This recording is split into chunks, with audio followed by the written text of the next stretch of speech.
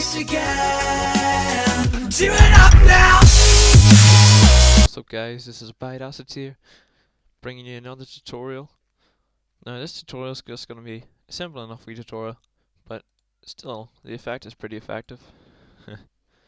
So it's just going to be this nice little particle effect with this black border from CC Jaws. I'm pretty sure some of you guys have used this before.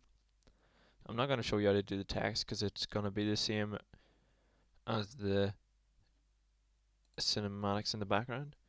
So I've got all my cinematics imported here. I was testing this out to make sure I knew how to do it still. So let's get rid of that solids folder. Sorry about that. So let's press LL on our song, and you can see where all the big bass hits are. So you want to try and keyframe the start of your cinematics to these. So just hold shift and drag it. So once you've done that, hold shift and select them all, then press T. So whenever you're doing the opacity, make sure you change it to 0. Not for all of them, no, we don't want to do that. Want to change 0 at the rise of the next bass, and 100 when the bass starts. So for this one, it would be 4 back 1, keyframe 0, forward 1, keyframe 100. See if that changes. Yep.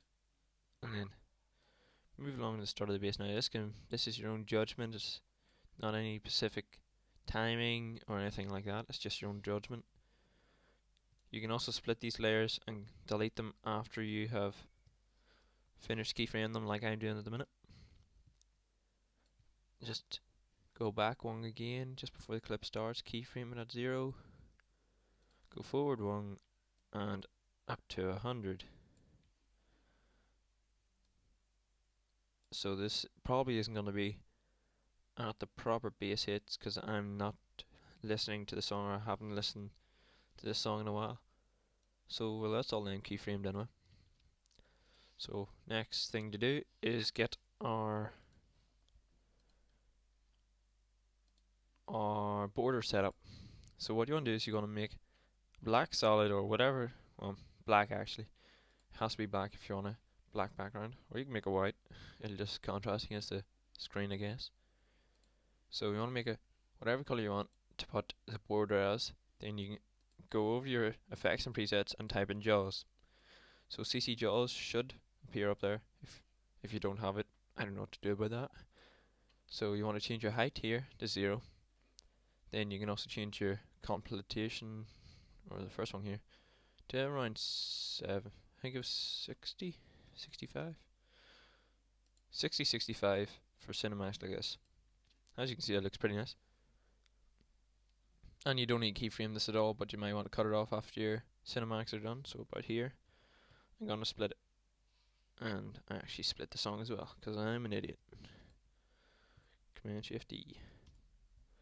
Control Shift E for any of you who want to know how to do that. And then, so the one we actually want to know how to do here is the particles. So you want to create another solid. This can be any color. Then go down to Simulation and CC Particle World. Now this might look quite daunting at the start, but trust me, it's pretty easy. So what you want to do is you want to open Physics tab and Particle tab. So first, your animation is I use fire on those first ones, on that cinematics I showed you. If I can find it, no, I closed it. On those cinematics I showed you at the start, so that was fire. Sorry about that. So next thing you want to do is you want to go to Shaded Sphere. Oh, I actually forgot to say I changed that gravity to 0 so it wouldn't go anywhere. I think it just goes up now. Then you want to change the burst size after you've changed it to sphere to around 0.5. I wouldn't recommend any bigger than that because it kind of takes it away from your cinematics, and change your maximum opacity to around 60, 65. As these things can get pretty bright. I'm just going to change this red, it's a bit too vibrant. Take it to darker red. And so that's looking pretty good. Okay, next thing you want to do is you see this red circle. You want to stretch this out to about the size of your comp. You can make it a bit bigger if you want. So about there maybe, even there would do. I'm just gonna drag it a bit further. So that looks good. Now you might think, oh, what's wrong? It's not, you can't see it. But if you start to play it, then you'll see it. Did I not pick? Oh, there we go. Faded. Sorry. Faded is pretty good. As you can see, these all fly about the place. Like I said, they get pretty big, so you might want to actually turn this down to about 0.4.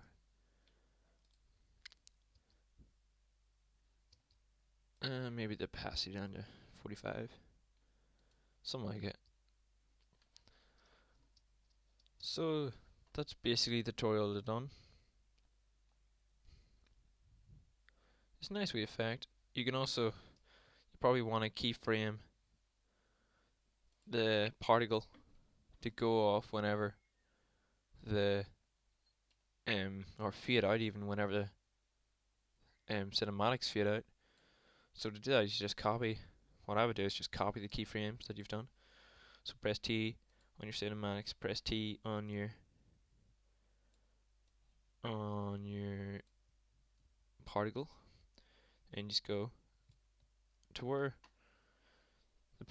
it starts and keyframe that, and then just copy these that are below it, and then open the next one, go to those keyframes, copy them, then go to this comp, paste them.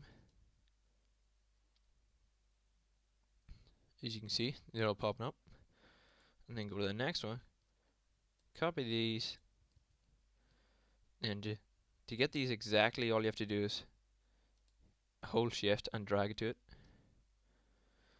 I actually need to move back one and move them over.